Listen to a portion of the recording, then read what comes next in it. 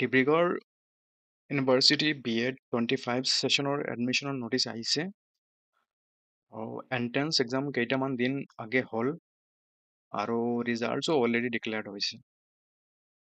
এতিয়া এই ৰিজাল্টছৰ বেচিছত অনলাইন এডমিশ্যন এপ্লিকেশ্যন ষ্টাৰ্ট হ'ব আৰু যিলোকে যিটো কাট অফ আছিল সেইটো কাট অফ ক্লিয়াৰ হৈছে যাৰ তেওঁলোকে এপ্লাই কৰিব পাৰিব অনলি। ভিডিঅ'টো ভালদৰে চাওক কাৰণ ইম্পৰ্টেণ্ট ডেটছ আৰু এপ্লাই কেনেকৈ কৰিব লাগে চব ডিটেইলছ মই এই ভিডিঅ'ত ভালকৈ বুজাই দিম। এতিয়া কথাটো হ'ল আপোনালোকে অনলাইন এপ্লিকেশ্যন যিটো প্ৰচিডিউৰ আছে সেইটো অলপ ফ'ল' কৰিব লাগিব। ফাৰ্ষ্ট পইণ্ট যিটো আছে সেইটো হ'ল 2 years BEdৰ প্ৰগ্ৰামৰ এপ্লিকেশ্যন একমাত্ৰ অনলাইনতহে কৰিব পাৰিব আপোনালোকে।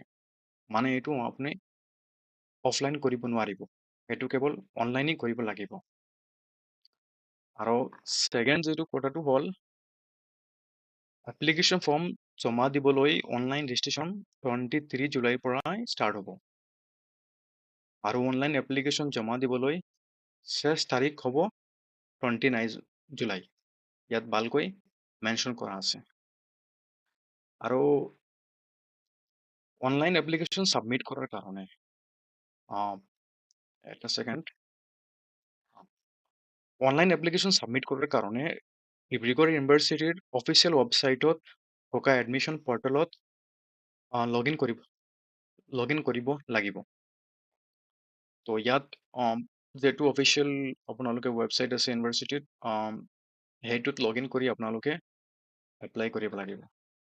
এইটো যিটো আপোনাৰ এপ্লিকেশ্যন আছে সেইটোত লগ ইন কৰি আপোনালোকে এপ্লাই কৰিব লাগিব। তো ইয়াতে আৰু কিবা ইম্পৰ্টেণ্ট পইণ্টছ আছে আপোনালোকে অফিচিয়েল নটিচৰ পৰাই ভালদৰে পঢ়ি ল'ব। মই এতিয়া কেৱল ইম্পৰ্টেণ্ট পইণ্টছখিনি বুজাই দিম আৰু অনলাইন এপ্লাই কেনেকৈ কৰিবা তাৰ এটা ছেপাৰেট ভিডিঅ' বনাই দিম।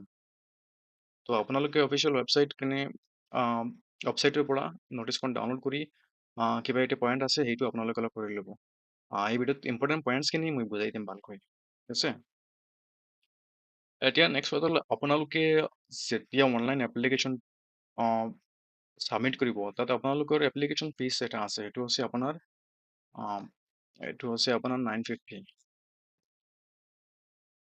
এইটো হৈছে আপোনাৰ 950। তো যিটো আছে সেইটো অনলাইন মোডতহে পে'মেণ্ট কৰিব লাগিব। এইটো আপুনি অফলাইন কৰিব নোৱাৰিব আৰু এইটো ডেবিট কাৰ্ড, ক্ৰেডিট কাৰ্ড বা ইণ্টাৰনেট বেংক দি পে'মেণ্ট কৰিব পাৰিব। আৰু এটা ইম্পৰ্টেণ্ট পইণ্ট আছে ইয়াত, এইটো 4 নম্বৰ এটা ইম্পৰ্টেণ্ট পইণ্ট আছে, এইটো হ'ল যে মানে অনলাইন এপ্লাই ছাড়া ইয়াতে আৰু কোনোবা এপ্লাই কৰাৰ প্ৰচিডিউৰ নাই। সেইকাৰণে অনলাইনহি এপ্লাই কৰিব লাগিব। আপোনালোকে যদি ভাবে মানে বেলেগ কিবা এপ্লাই কৰিব তেনেহ'লে নহ'ব, অনলি আপোনালোকে অনলাইনহি এপ্লাই কৰিব লাগিব। আৰু নেক্সট কেইটামান ইম্পৰ্টেণ্ট পইণ্টছ আছে সেইখিনি মই ডিছকাছ কৰি ল'ম। ইয়াতে আৰু এটা ইম্পৰ্টেণ্ট নটিচ আছে, এইটো হ'ল ছেকেণ্ড, এই ইম্পৰ্টেণ্ট নটিচটো হ'ল আপোনাৰ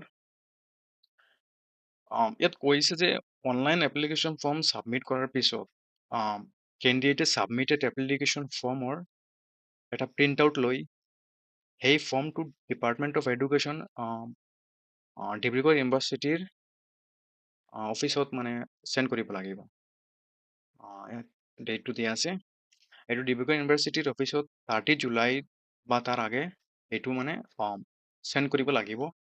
কিন্তু হাৰ্ড কপি চেণ্ড কৰিব লাগিব, তাৰ লগত কিন্তু কেইটামান ডকুমেণ্টছো চেণ্ড কৰিব লাগিব। আৰু সেইখিনি ডকুমেণ্টছবিলাক হ'ল মানে HSLC, মানে marksheet of all examinations from HSLC onwards. তো ইয়াত কি ডকুমেণ্ট আছে আপোনালোকে অলপ ভালকৈ চাই ল'ব। HSLC মানে মেট্ৰিক, এইচএছ আৰু আপোনাৰ degree first sem, second semester, third semester, fourth semester, fifth আৰু ছিক্স চেমিষ্টাৰ। আৰু যদি আপোনাৰ মাষ্টাৰ ডিগ্ৰী থাকে তেনেহ'লে এই মাষ্টাৰ ডিগ্ৰী চাৰ্টিফিকেটটো আপুনি আহ, সেই এপ্লিকেশ্যন ফৰ্মৰ লগত আপুনি জেৰক্স কপিখন এড কৰি দিব। এতিয়া আৰু আপোনাৰ যদি কিবা কাষ্ট চাৰ্টিফিকেট থাকে বা আপোনাৰ PRCও দিব লাগিব আৰু স্ক'ৰ কাৰ্ড। এইটো হ'ল আপুনি যেতিয়া এণ্ট্ৰেঞ্চটো দিছিলে আৰু যেতিয়া আপোনাৰ ৰিজাল্টটো হ'ল তেতিয়া আপোনাৰ নিশ্চয় এটা মানে গ্ৰেড কাৰ্ড ওলাইছে। সেই স্ক'ৰ কাৰ্ডখনো আপুনি জেৰক্স কৰি একপি পঠাব লাগিব এই এপ্লিকেশ্যন ফৰ্মৰ লগত। ঠিক আছে। এতিয়া কথাটো হ'ল এলিজিবিলিটি। এতিয়া এলিজিবিলিটিৰ ওপৰত কথা পাতিম। কি কি এলিজিবিলিটি ক্ৰাইটেৰিয়া দৰকাৰ হ'ব আপোনালোকৰ এডমিশ্যনৰ কাৰণে।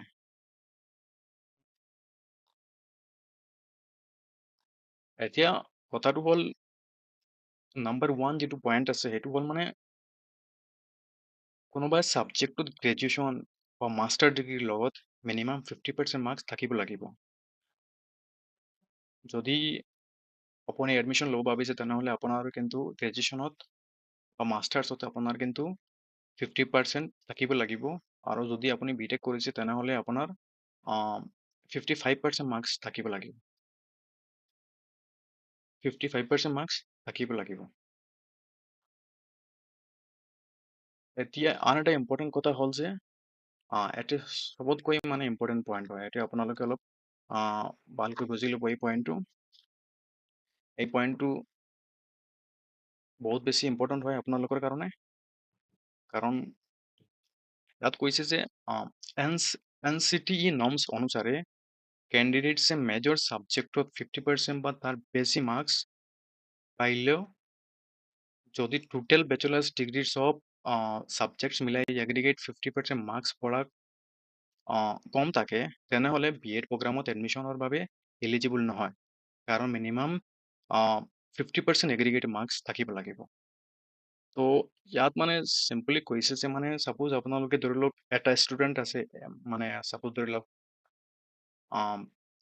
এ তো যিটো ষ্টুডেণ্ট আছে সেইটো ধৰি লওক সিয়েতো মানে ইংলিছত মেজৰ্ছ লৈ মানে গ্ৰেজুৱেশ্যন কৰিছে। আৰু ইংলিছত গ্ৰেজুৱেশ্যন হ'লেও কিন্তু বেলেগ মানে 5 পেপাৰ্ছ তাৰ আছিল কিন্তু গ্ৰেজুৱেশ্যন। কিন্তু তাত কথা হ'ল ইংলিছৰ ছাবজেক্টবিলাক সেই 50% পাইছে। কিন্তু বেলেগ যি 5 ছাবজেক্ট আছে সেইবিলাকত কিন্তু 55% পোৱা নাই। মানে ধৰক 46% বা 48% পাইছে।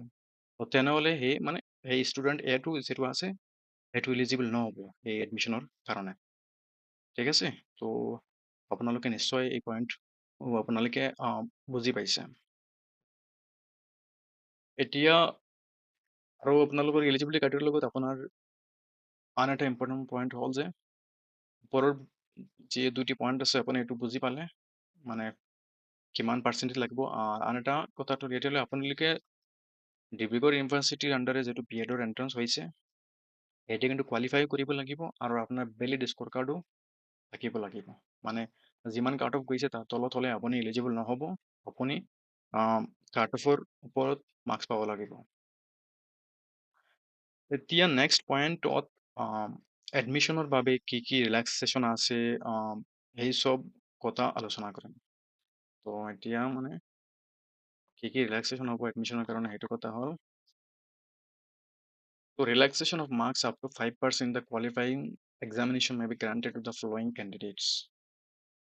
তো এতিয়া কিবা ৰিলেক্সেশ্যন থাকিব মানে মেক্সিমাম 5% মাৰ্কছৰ ৰিলেক্সেশ্যন হ'ব। তো মেক্সিমাম 5% ৰিলেক্সেশ্যন হ'ব। এইটো কোন বেচিছত হ'ব সেইটো অলপ চাই লওক। যিটো প্ৰথম আছে আপুনি যদি কেণ্ডিডেট ৰিজাৰ্ভ কেটাগৰীৰ হয় তেনেহ'লে 5% ৰিলেক্সেশ্যন হ'ব। আৰ সেকেন্ড পইণ্টটো হ'ল যদি কোনো ইন চাৰ্ভিচ টিচাৰ BEd কৰিব বিচাৰে কিন্তু তাৰ কি হ'ব লাগিব মিনিমাম 5 years এক্সপিৰিয়েঞ্চ থাকিব লাগিব। যিটো মানে এক্সপিৰিয়েঞ্চ থাকিব সেইটো কিন্তু মানে ক্লাছ 10 পৰ্যন্ত পঢ়োৱা ছাবজেক্টত হ'ব লাগিব। ঠিক আছে। আৰু এইটো গভৰ্ণমেণ্ট স্কুল হ'ব লাগিব, বৰ্ড অফ ছেকেণ্ডাৰী এডুকেশ্যন হ'ব লাগিব। Candidate can avail benefits of relaxation of marks only in one of the following above. তো এইটোত অনলি 2 কেটাগৰীৰ বেচিছে আপোনালোকে ৰিলেক্সেশ্যন এভাইল কৰিব পাৰিব। এটা হ'ল আপোনাৰ আপুনি যদি কিবা ৰিজাৰ্ভ কেটাগৰী হয়, এটা হয় আপোনাৰ যদি টিচিং এক্সপিৰিয়েঞ্চ আছে 5 ইয়াৰ্ছৰ। ত' এইবিলাক পইণ্ট আপোনালোকে বুজি পালে। এতিয়া নেক্সট কেইটামান ইম্পৰ্টেণ্ট ডেট আছে, সেই ডেটছখিনি আপোনালোকে ভালকৈ লিখি ৰাখিব। ফাৰ্ষ্ট যিটো হ'ল অনলাইন এপ্লাই 23 জুলাইৰ পৰা শুৰু হ'ব। আৰু আপোনালোকে second last date of receiving online filled in application form. Online apply কৰা লাষ্ট ডেট হৈছে আপোনাৰ 29 জুলাই ৰাতি 11:59 PM আপোনালোকে এপ্লাই কৰিব পাৰিব। এতিয়া এই পইণ্টটো আপোনালোকে অলপ ভালকৈ চাব। Last date for submission of hard copies, মানে আপোনালোকেতো এপ্লাই কৰিব, এপ্লাই কৰাৰ পিছত ইউনিভাৰ্চিটিত হাৰ্ড কপিজ ছাবমিট কৰাৰ লাষ্ট ডেট হৈছে 30 জুলাই। যিহেতু আপোনালোকে online admission form fill up কৰিব, এই ফৰ্ম ফিল আপ কৰাৰ পিছত আপুনি যিহেতু এপ্লিকেশ্যন ফৰ্ম হ'ব, এইটো ডাউনলোড কৰি আপোনালোকে ইউনিভাৰ্চিটিত চেণ্ড কৰিব লাগিব, আৰু সেইটো 30 তাৰিখৰ আগত চেণ্ড কৰিব লাগিব। ঠিক আছে। আৰু নেক্সট পইণ্টটো হৈছে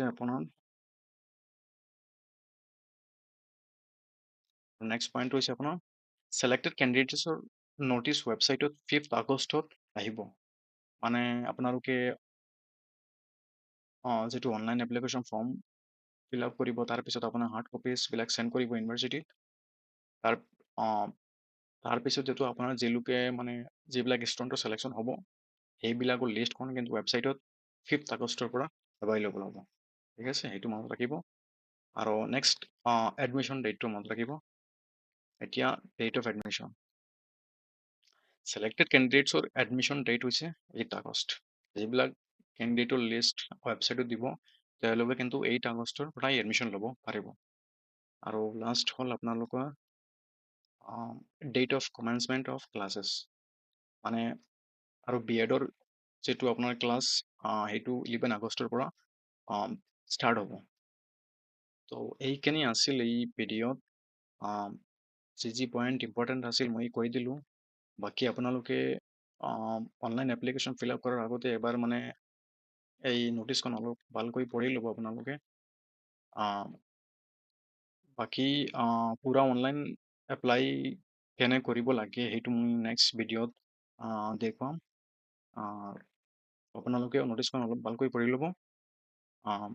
যদি এই ভিডিঅ'টো আপোনাৰ বাবে ইম্পৰ্টেণ্ট হৈ থাকে, তেনেহ'লে লাইক, শ্বেয়াৰ আৰু কমেণ্ট কৰি দিব, আৰু লেটেষ্ট আপডেটৰ কাৰণে চেনেলটো ছাবস্ক্ৰাইব কৰি দিব। ঠিক আছে, ধন্যবাদ।